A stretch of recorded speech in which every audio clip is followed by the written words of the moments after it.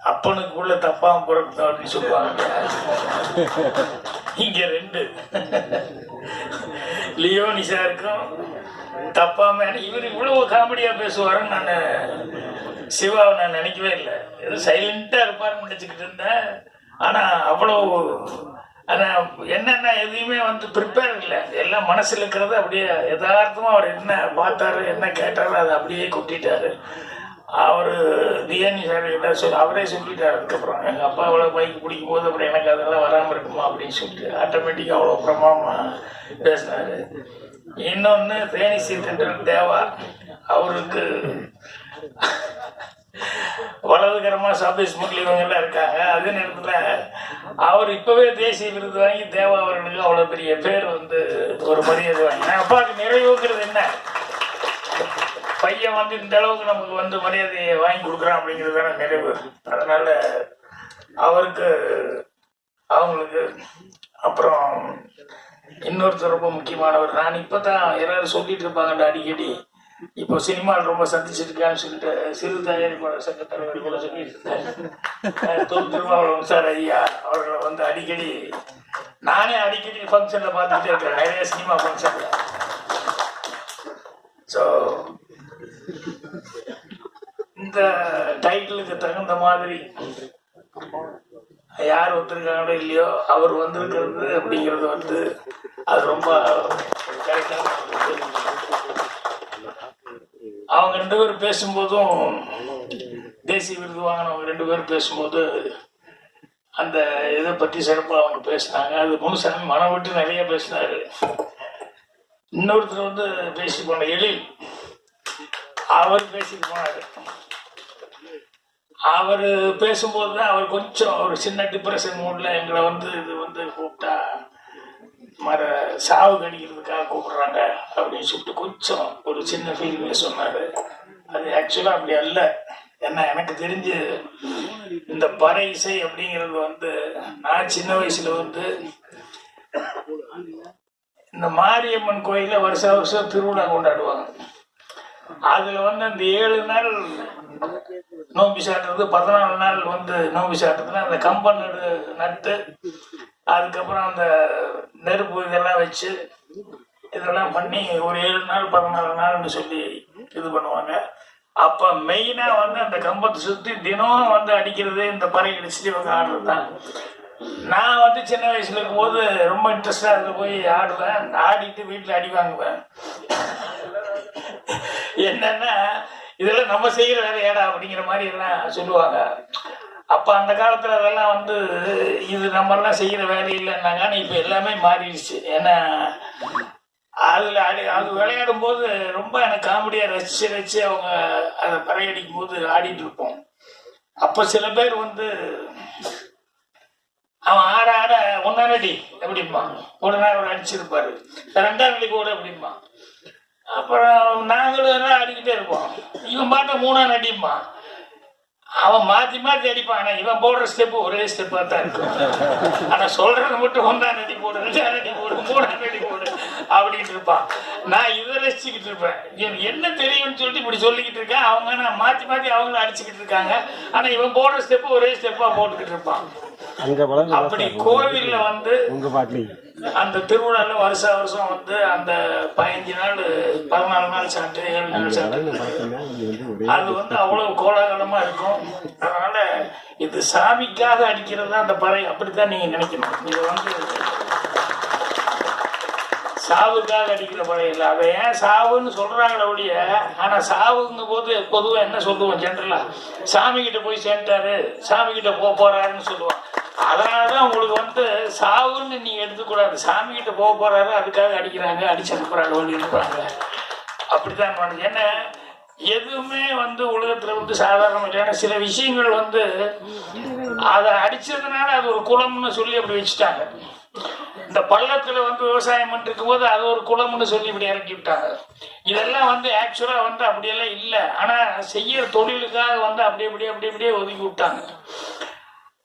ஆனால் அவர்கள் வந்து எதுவுமே ஒதுக்கப்பட்டது அப்படிங்கிறதெல்லாம். அப்புறம் ரெண்டாவது, எதையுமே நம்ம சாதாரணமாகவும் நினைச்சிக்க முடியாது. இது வந்து இதுதானே அப்படின்னு சொல்லி நம்ம மீட்டிங்கில் ஒரு நேரத்தில் சொல்லிக்கிறேன். சிவசேர் தாவணி கணக்கு படத்தில் வந்து ஒரு சீனி இவர் வரணும், சாமி கும்பிட வரணும். அந்த பூசாரி வந்து மணி அடிச்சுட்டு தட்டு இது பண்ணிட்டு இருப்பான். சிவசேர் உள்ள வரணும், வந்து நீ வாங்க வராதவங்க வந்திருக்கு அப்படின்னு சொல்லிட்டு அர்ச்சனை பண்ணவா அப்படின்னு சொல்லிட்டு பூசாரி கேட்கணும். அப்போ சிவசேர் ரெடி ஆகிட்டாரு. அவன் வந்துட்டு டைலாக் ஒன்று, வாங்க வராதவங்க வந்துட்டு உங்கள் பேருக்கு அர்ச்சனை பண்ணவா அப்படின்னு சொல்லி கேட்கணும். டைலாக் கரெக்டாக பார்த்துக்கோங்கன்னா எல்லாம் பார்த்தாங்க.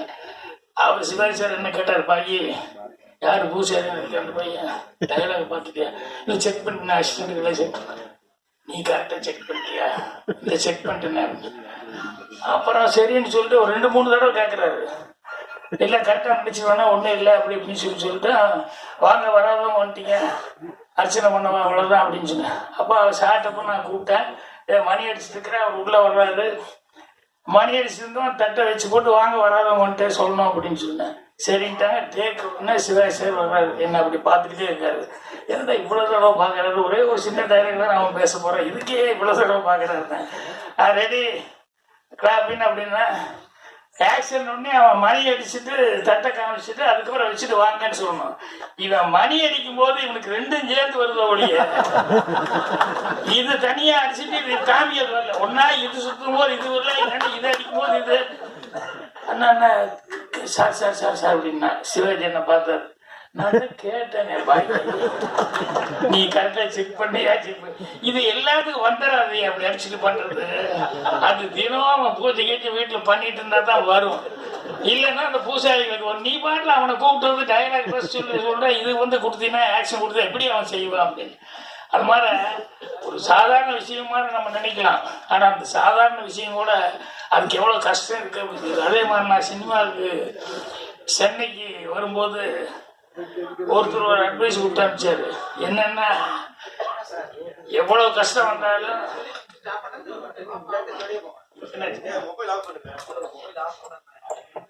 என்ன கஷ்டம் வந்தாலும், எவ்வளவு பசி பட்டினி இது வந்தாலும், என்ன வேணாலும் பண்ணு, ஆனா தயவு செய்து இந்த ஹோட்டல்ல வந்து சர்வர் வேலைக்கு மட்டும் போயிடாது. என்னடா இப்படி சொல்றாங்களே அப்படின்னு. இல்ல தயவு செய்து நல்லா மனசுல வச்சுக்கோ, என்ன கஷ்டம் வந்தாலும் ஹோட்டலில் சர்வர் வேலைக்கு மட்டும் போய் சேர்ந்துடாது அப்படின்னு. அப்புறம் எனக்கு புரியல என்ன ஏன் அப்படி சொல்றாரு அப்படின்னு சொல்லிட்டு. அதுக்கப்புறமா வந்து எங்கெங்கயோ தமிழ்நாட்டில் சுற்றி, அதுக்கப்புறம் ஆந்திராடிலாம் சுற்றி பசி பொறுக்க முடியாம ஒரு நாள் வேற வழியே இல்லாம ஒரு ஹோட்டல்ல போய் அப்படியே மெல்ல அப்படி ஒரு வணக்கம் போட்டு, என்னன்னு சர்வர் வேலை பசி, நீ உளுந்தா மயக்கம் போட்டு உளுந்துட போறான், உழுகிறதுக்குள்ள போய் ஏதாவது கேட்டுக்கிட்டு வேலைக்கு சேர்ந்து ஏதாவது சாப்பிடுவோங்க அப்படின்னு சொன்னேன். உடனே அவர் அப்படி மேல இருந்து கீழே வரைக்கும் பார்த்தாரு. நம்ம அந்த வேலைக்கு தகுந்த மாதிரி நம்ம ஒன்றும் இல்லையா, நம்ம சினிமாவுக்கு அது இதையும் மனசுல வச்சுட்டு பேண்ட் செட்லாம் நீட்டா போட்டுக்கிட்டு இருக்கிறோம். அவர் அப்படியே சர்வர் என்னை பார்த்தாரு, சர்வர் வேலைக்கு வந்துருக்கான்னு, போய் முதல்ல சாப்பிடு அப்புறம் வேலை பார்க்கலாம் அப்படின்னு. அப்புறம் அப்பா அப்படின்ட்டு போய் சாப்பிட்டேன். சாப்பிட்டு வந்த உடனே அதுக்கப்புறம் ஒரு ரூபா 2 ரூபா கையில் கொடுத்தாரு. இது வச்சுக்கிட்டு எந்த ஊருக்கு போன, நீ எந்த ஊர்ல இருந்து வந்த, எப்படியாவது உங்களுக்கு பணம் அனுப்ப சொல்லி ஏதாவது ஒரு லெட்டர் தந்தி கிந்தி கொடுத்து பணத்தை வாங்கிட்டு ஊருக்கு போய் சேரு. இல்லை சார் நான் வேலை பார்க்குறேன். ஏன்னா எனக்கு திரும்பி போகிறது பெரிய அவமானமா இருக்கு. சினிமாவுக்கு வரலான்ட்டு வந்துட்டு கடைசியில் எங்கேயோ சுற்றிட்டு இருக்கேன், எப்படி திரும்பி போகிறது, ஒரே அவமானமா இருக்குன்னு. இல்லை நான் வேலை பார்க்குறேன் அப்படின்னு. அவர் சிரிச்சுக்கிட்டு, இல்லை தம்பி நீ போனாரு. அப்புறம் இல்லைங்க நான் வேலை பார்க்குறேன். அப்பா அவர் சொன்னார், இப்போ நான் என்ன சொல்கிறேன்னு நல்லா புரிஞ்சுக்குவாங்க, இங்கே எத்தனை டேபிள் இருக்கு அப்படின்னாரு. இந்த ரோவில் மட்டும் சொல்லு, அந்த ரோவில் நம்ம இந்த ரோவில் மட்டும் சொல்லு எத்தனை டேபிள். அப்புறம் பார்த்தா ஒரு 4-5 டேபிள் இருக்குங்க. ஒரு டேபிளுக்கு எத்தனை சேர் போட்டிருக்கு, 4 சேர் போட்டிருக்குங்க. சரி, இந்த 4 சேர் 4 பேர் டேபிளுக்கு 4 பேர் ஒரே மாதிரி ஆளு வர மாட்டாங்க.